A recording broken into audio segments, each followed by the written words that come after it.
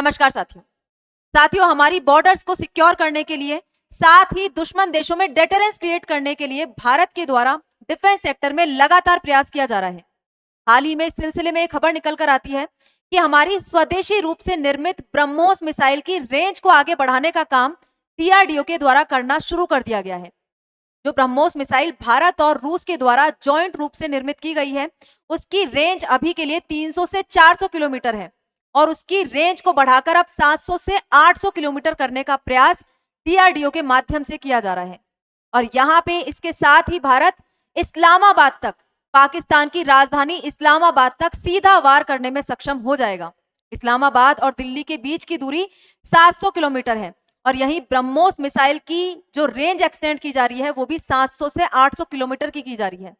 तो यहाँ पे भारत पूरी तरीके से वेस्टर्न और ईस्टर्न फ्रंट पर खुद को सिक्योर रखने की कोशिश कर रहा है।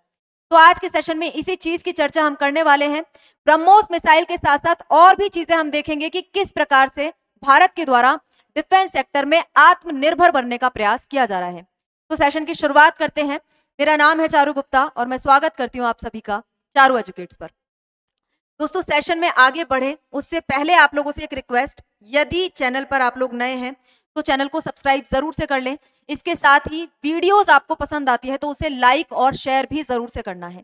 आपका एक लाइक हमारी पूरी टीम के लिए मोटिवेशन का काम करता है और ऐसी ही और वीडियोस बनाने के लिए हमें प्रेरित करता है। चैनल का नाम आपको सामने दिखाई दे रहा है, चारू एजुकेट्स। वीडियो आप लोग देख रहे हैं तो आपको चैनल के आइकन पर क्लिक करना है। उसके अंदर जाके आप थोड़ा सा स्क्रॉल करोगे तो वहां पे आपको सब्सक्राइब का ऑप्शन दिखाई देगा।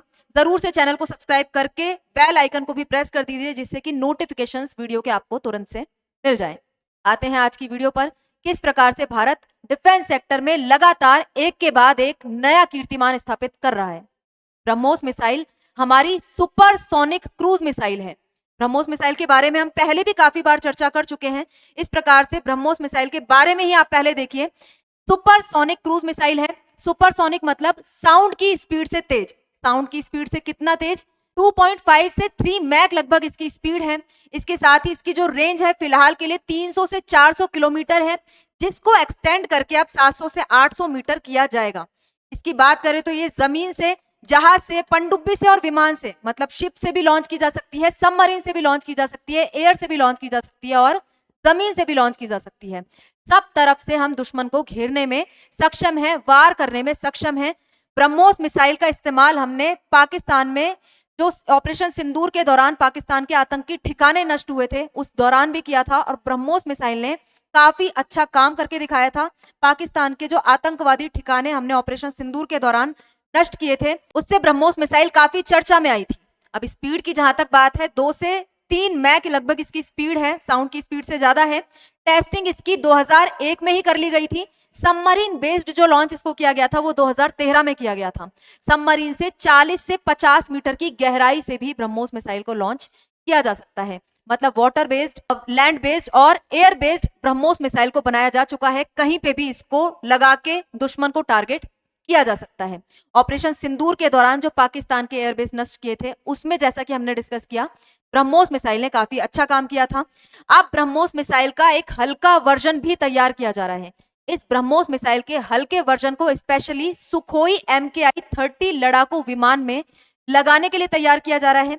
जो हम हल्की मिसाइलें होती है उनको कैरी करना आसान होता है। इस प्रकार से विमानों के अंडर बैली के अंदर उनको लगाया जाता है, जिससे कि विमानों के माध्यम से उनको आसानी से लॉन्च किया जा सके। अब यहाँ पे जो नया वर्जन भारी वाला बनाया जा रहा है, लंबी रेंज वाला बनाया जा रहा है, 800 किलोमीटर इसकी रेंज होगी और कहा जा रहा है कि सब कुछ यदि बहुत अच्छे से चलता रहा जैसा अभी चल रहा है तो 2027 के अंत तक इसका सफल परीक्षण भी कर लिया जाएगा। मतलब 2027 के लास्ट तक हमको ब्रह्मोस मिसाइल 800 किलोमीटर की रेंज वाली मिल जाएगी। 3 साल में इसका काम होकर कंप्लीट हो जाएगा और भारत 800 किलोमीटर की दूरी वाली क्रूज मिसाइल से लैस हो जाएगा। यहाँ पे 2016 से इस चीज की तैयारी चल रही थी और अब फाइनली इस पर काम और तेजी से बढ़ा दिया गया है। स्टार्टिंग में इस पे स्पीड इसलिए भी कम थी क्योंकि भारत MTCR का सदस्य नहीं था। MTCR एक ग्रुपिंग है जिसके अंदर 35 देश शामिल हैं। इसके नियमों के तहत गैर सदस्य देशों को 300 किलोमीटर से ज्यादा रेंज वाली मिसाइल की तकनीक ट्रांसफर नहीं की जा सकती। और ब्रह्मोस मिसाइल को भारत और रूस के द्वारा जॉइंट रूप से निर्मित किया जा रहा था। इस वजह से रेंज को लेकर भारत के ऊपर रिस्ट्रिक्शन लगी हुई थी, लेकिन अब भारत एमटीसीआर का सदस्य बन चुका है। 300 से ज्यादा रेंज की मिसाइलें भारत डेवलप कर सकता है और भारत के द्वारा 450, 600 और 800 किलोमीटर तक मिसाइलों की रेंज बढ़ाने का काम 2016 से ही शुरू कर दिया गया है। इस सिलसिले में अब नौसेना, वायुसेना, थल सेना सभी को लगातार ब्रह्मोस मिसाइल की आपूर्ति की जा रही है। यहाँ पे आप लोग देख सकते हो, ब्रह्मोस मिसाइल कार्यक्रम के तहत भारत अब तक 58,000 करोड़ रुपए से अधिक के रक्षा सौदे कर चुका है। इसमें नौसेना को लेकर सबसे बड़ा सौदा किया गया था, 220 से अधिक ब्रह्मोस मिसाइलें खरीदी गई थी। इसी प्रकार से वायुसेना के लिए भी 110 अतिरिक्त एयर लॉन्च्ड ब्रह्मोस मिसाइलों को मंजूरी देने की प्रक्रिया दी गई है। मतलब हमारी आर्म्ड फोर्सेस को लगातार ब्रह्मोस मिसाइल की सप्लाई की जा रही है। इसके अलावा भारत में ही नहीं, बाहर के देशों को भी ब्रह्मोस मिसाइलें एक्सपोर्ट करने का काम भारत के द्वारा शुरू कर दिया गया है। रशिया के द्वारा भी इस चीज की मंजूरी दे दी गई है। तो भारत के द्वारा वियतनाम और इंडोनेशिया जैसे देशों को भी ब्रह्मोस मिसाइल एक्सपोर्ट की जा रही है। मतलब डिफेंस सेक्टर में भारत आत्मनिर्भर तो बन ही रहा है, इसके साथ साथ एक्सपोर्ट भी इस सेक्टर में किया जा रहा है। अब यहाँ पे ब्रह्मोस मिसाइल की हमने बात की और इसके साथ ही हाल ही में भारत के द्वारा अपने न्यूक्लियर ट्रायड को भी कंप्लीट किया गया। भारत के द्वारा 3500 किलोमीटर की रेंज वाली K4 बैलिस्टिक मिसाइल का सफल परीक्षण किया गया। यह भी न्यूक्लियर कैपेबल बैलिस्टिक मिसाइल है जिसको सबमरीन के माध्यम से लॉन्च किया गया। तो इसके साथ ही भारत का न्यूक्लियर ट्रायड कंप्लीट होता है। न्यूक्लियर ट्रायड मतलब जमीन से, हवा से और समुद्र से हम न्यूक्लियर कैपेबल मिसाइल्स को दागने में सक्षम हैं। यहाँ पे आप लोग देख सकते हैं K4 मिसाइल भारत के द्वारा 3 दिन पहले ही सबमरीन के माध्यम से लॉन्च की गई है। इसको INS अरिघात के माध्यम से लॉन्च किया गया। इसकी रेंज 3500 किलोमीटर है। मतलब हर एरिया के अंदर, चाहे वो क्रूज मिसाइल हो, चाहे वो बैलिस्टिक मिसाइल्स हो, सबके अंदर भारत के द्वारा लगातार आगे बढ़ने की कोशिश की जा रही है। इस प्रकार से 3500 किलोमीटर तक इसकी मारक क्षमता है के इसके अंदर स्टैंड करता है डॉक्टर APJ अब्दुल कलाम के लिए। कलाम से के सीरीज चलाई गई है और इसकी रेंज को भी लगातार एक्सटेंड किया जा रहा है। इसका डेवलपमेंट DRDO के द्वारा ही किया गया है। समुद्र की गहराइयों से दुश्मन पर हमला करने की शक्ति रखती है। समुद्र के अंदर से हमला किया जाता है तो रडार की पकड़ में भी नहीं आती। इसको पकड़ना काफी मुश्किल हो जाता है दुश्मन देशों के लिए, क्योंकि समुद्र की गहराइयों से सीधे हमला दुश्मन देश पर किया जाता है। इसके साथ ही भारत के द्वारा Astra air to air missile system को भी साइड बाय साइड डेवलप किया जा रहा है। इसके अंदर अस्त्र की मार्क 2 रेंज को 160 किलोमीटर से बढ़ाकर 200 किलोमीटर से अधिक करने पर काम चल रहा है। ये एयर टू एयर मिसाइल्स हैं, हवा से हवा में मार करती है। इसको लेकर भी लगातार प्रगति चल रही है। 160 से पहले 200 किलोमीटर किया जाएगा, उसके बाद मार्क 2 से मार्क 3 पर शिफ्ट हुआ जाएगा, जिसके अंदर 200 किलोमीटर से रेंज को बढ़ाकर 300 से 400 किलोमीटर करने का प्रयास DRDO के द्वारा। और यदि मौजूदा परीक्षण सफल रहता है तो अस्त्र मार्क 2 का उत्पादन 6 महीने के भीतर भीतर शुरू भी कर दिया जाएगा। अब ये सब इतना इंपॉर्टेंट किस लिए है?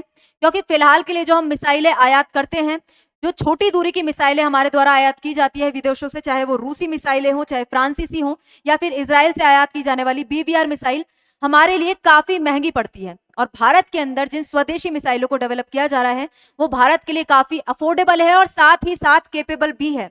तो इसलिए भारत के लिए आत्मनिर्भर क्षेत्र की दिशा में, आत्मनिर्भर डिफेंस सेक्टर की दिशा में लगातार प्रयास किए जा रहे हैं। और इसको लेकर 15 साल का एक विजन भी हमारी सेना के लिए रखा गया है। 15 साल के अंदर अंदर 2200 टैंक और 6 लाख गोले हमारी सेना को प्रोवाइड करवाए जाएंगे। इसके साथ ही थल सेना, वायु सेना और नौसेना को लेकर काफी सारे टारगेट्स हमारे द्वारा रखे गए हैं, जो आप यहाँ पे देख सकते हो। इसके साथ ही फ्यूचरिस्टिक हथियारों को भी शामिल करने पर बात चल रही है। फ्यूचरिस्टिक हथियारों की जहां तक बात है, उसमें इलेक्ट्रोमैग्नेटिक सिस्टम को शामिल किया जाएगा, जिसके अंदर मैग्नेटिक सिस्टम से फाइटर जेट को लैंडिंग कराने में आसानी होती है। स्ट्रेटोस्फेरिक एयरशिप को शामिल किया जाएगा, जो कि जमीन से 60,000 फीट की ऊंचाई पर उड़ते हैं, जहां पे सामान्य फाइटर जेट का उड़ना मुमकिन नहीं होता। इसके साथ ही स्टेल्थ UCAVs को भी शामिल किया जा रहा है, जो कि एक प्रकार के एडवांस ड्रोन है, हथियारों से लैस होते हैं, लंबी दूरी तक वार करने में सक्षम होते हैं। सामान्यतः जो ड्रोन टेक्नोलॉजी होती है वो बहुत ज्यादा दूरी तक वार नहीं कर सकती, लेकिन ये नए प्रकार के ड्रोन काफी लंबी दूरी तक वार करने वाले हैं। इस प्रकार से लगातार भारत के द्वारा DRDO के द्वारा प्रयास किया जा रहा है कि लंबी दूरी के और ज्यादा केपेबल हथियारों को हम आत्मनिर्भर तरीके से भारत के अंदर ही डेवलप करें। और आज के समय पर ये काफी इंपॉर्टेंट भी हो जाता है। जिस प्रकार से हम आए दिन चर्चा करते हैं कि भारत 3.5 फ्रंट पर आज के समय युद्ध लड़ने की तैयारी कर रहा है। पाकिस्तान है, चीन है, बांग्लादेश है, भारत को अस्थिर करने का लगातार प्रयास कर रहे हैं। तो यहाँ पे इस प्रकार के हथियारों को डेवलप करना, आत्मनिर्भर तरीके से डिफेंस सेक्टर में आगे बढ़ना समय की जरूरत बन जाती है। आप लोग इस विषय पर क्या मानते हैं? क्या भारत के द्वारा हाल ही के समय में जितने भी ये प्रयास किए जा रहे हैं अपनी बॉर्डर्स को सिक्योर करने के, हमारी आर्मीज को लगातार एडवांस वेपन्स प्रोवाइड करवाए जा रहे हैं, ये आने वाले समय के लिए पर्याप्त हैं, एनफ हैं? क्या हम इससे अपने दुश्मनों को डिटेन कर पाएंगे, डेटर कर पाएंगे? अपनी राय कमेंट बॉक्स में जरूर से बताइएगा। आज के सेशन में इतना ही। मिलते हैं किसी और नए मुद्दे के साथ नई वीडियो में। जय हिंद, जय भारत।